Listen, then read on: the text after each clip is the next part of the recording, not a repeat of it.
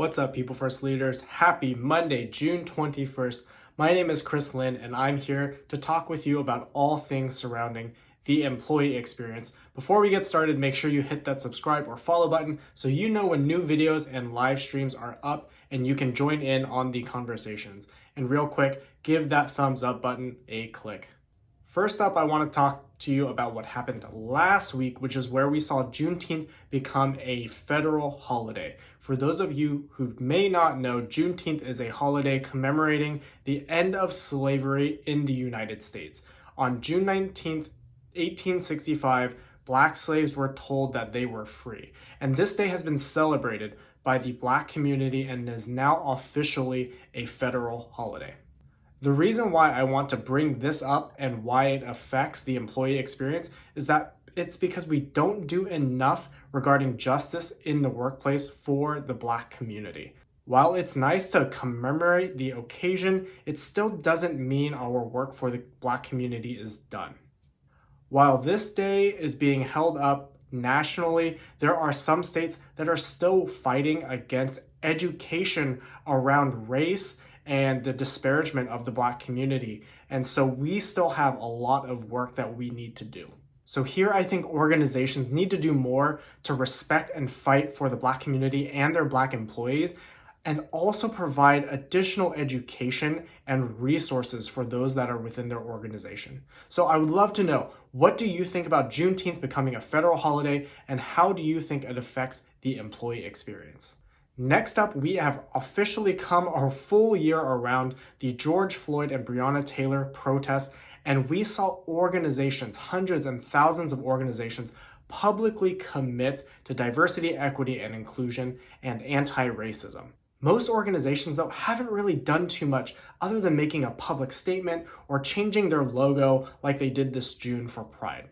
But there are a couple of organizations that I do want to highlight to me that are standing out for working to follow through with their commitment for anti-racism and DEI.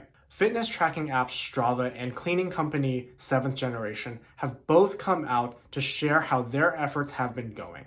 For Strava, they've shared their findings, their strategy, and their plan to continually becoming a more anti-racist organization. For Seventh Generation, they've publicly stated how they're committing to focusing on anti-racism in their organization because it aligns with their purpose around social and environmental justice and those issues. While there's a lot more to do, not only for these two companies, there's even more to do for those organizations who have rainbow washed themselves. So tell me what your company is doing for DEI and anti-racism, and maybe share your own ideas on how we can apply pressure to them. Finally, in our last topic, according to the Bureau of Labor Statistics, more Americans have left their jobs in May than any other month on record in this last century. We saw over 700,000 professional and business employees leave their jobs this last month, with almost 40% of all employees, regardless of sector, considering leaving their current jobs. Hospitality and retail are being hit especially hard here, with about 1 in 20 employees leaving their jobs in this last month.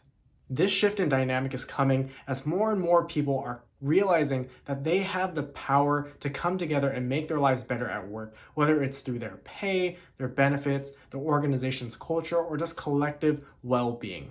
So if you're a manager or executive in an organization, you have to start asking yourself, what do my employees really need and want so they can stay at my company? I'd love to know what your thoughts are on this shift in employee-employer dynamic, and are you considering leaving your job? I would love to know. Are you asking more from your job, whether it is pay or it is the organizational culture, or is none of this an issue for you?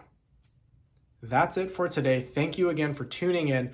Don't forget to hit subscribe so you know when new videos are up, or we are going to be live streaming and you can join in on the conversation where we're talking all things employee experience. Be good to one another and stay awesome.